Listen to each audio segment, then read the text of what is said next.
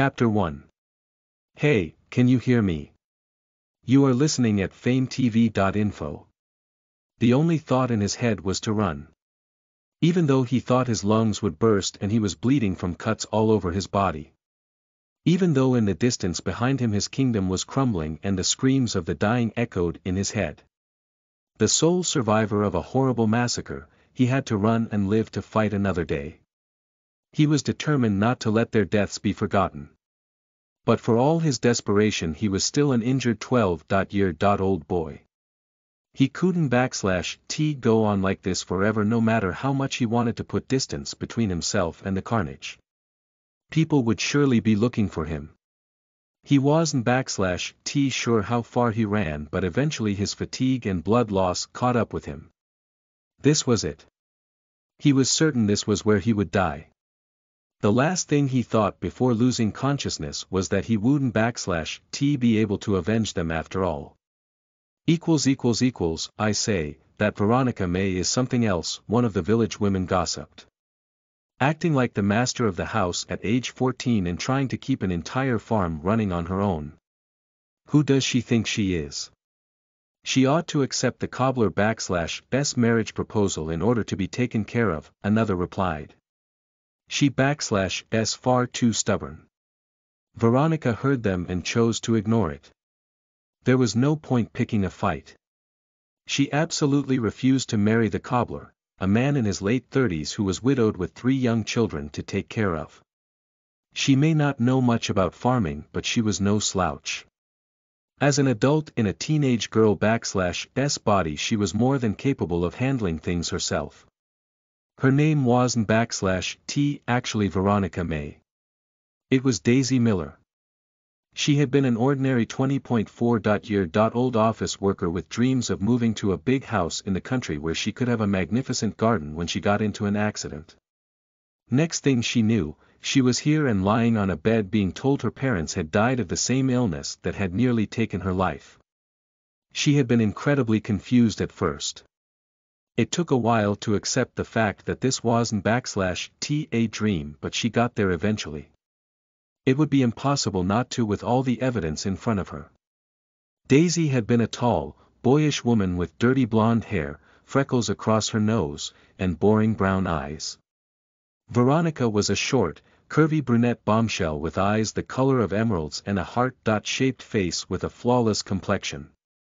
She had no shortage of suitors, but it was totally creepy considering she was now inhabiting the body of a child. She wanted nothing to do with that.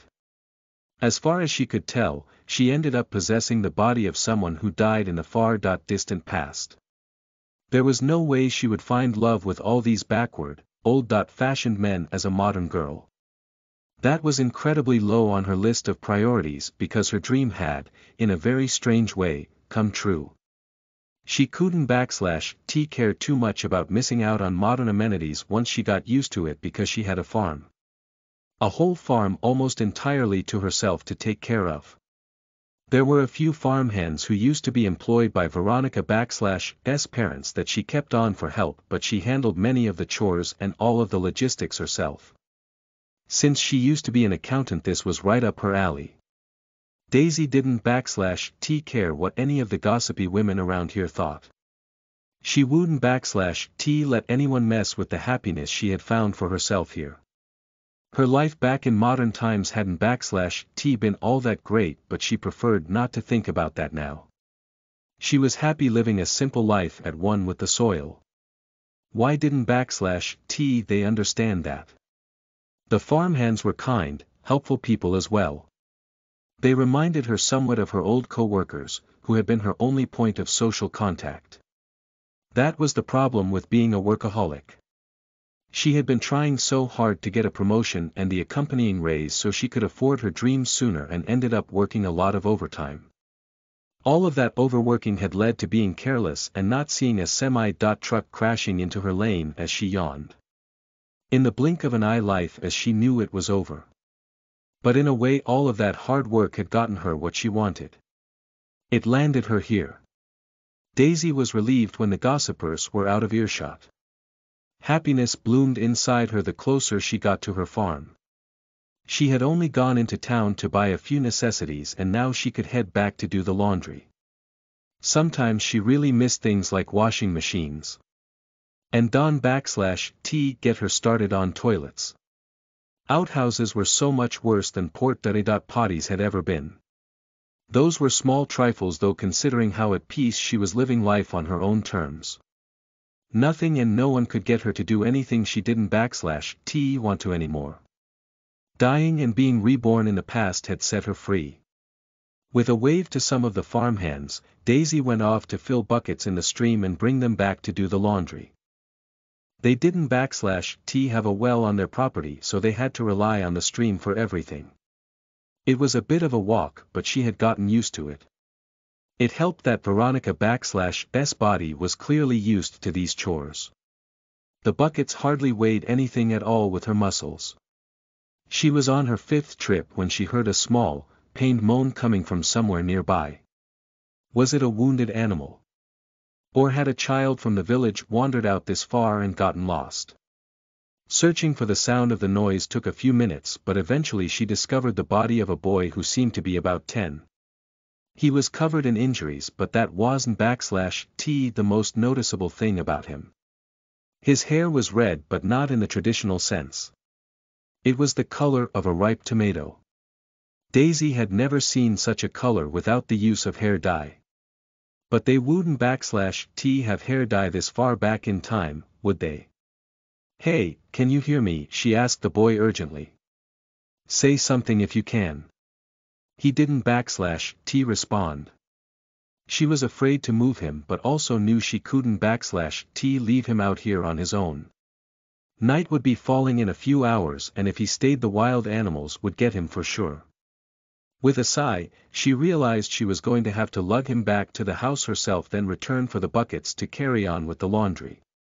His injuries needed to be treated first. Picking him up and situating him was harder than carrying him back. He didn't/T weigh much more than the water buckets but she had never carried a person before. Somehow she managed to get him onto the kitchen table after setting down a canvas tarp to prevent blood from getting onto it.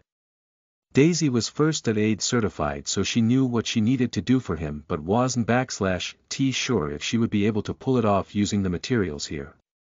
There wasn't/T any disinfectant so she was going to have to borrow alcohol from the neighbors. They parted with it rather reluctantly but since it was for an injury they acquiesced in the end. She poured a generous amount over his wounds and though he was unconscious he twitched from the pain. She imagined it felt much like having hand sanitizer poured onto a cut and winced in sympathy. Once the wounds were good and clean she patted them dry and bandaged them. At this point he seemed more bandaged than boy. The shallowest wounds were on his face as mere scratches. They probably wouldn't/T scar the way the ones on his arms, legs, and back would aside from the nasty slash across his forehead. She moved him to the bed in Veronica/'s old room since she was now using the room that used to belong to Mr. and Mrs. May, as it was bigger.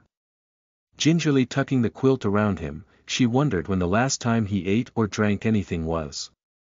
Probably not for a while. With how much blood he lost, he was likely dehydrated.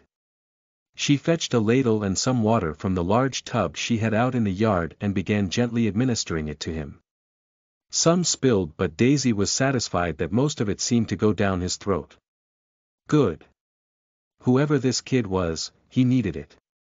Once that was done she headed back to the stream and returned to her original task. She hoped she would be able to get it all done before dark now that she had been sidetracked. Listen to the full novel at FameTV.info, direct link in the description.